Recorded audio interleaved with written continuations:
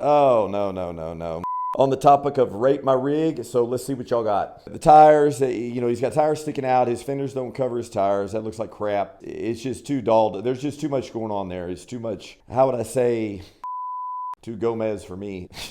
It looks like something to be driving downtown Houston. Give me a break. Should have some spinners on the wheels. I mean, he's got everything else on there. I don't like it. Nasty. For one thing, it's jacked up. He's got a lift on it. It's probably even too high to work off of, to tell you the truth. To me, it looks like something you'd be driving in the hood. No.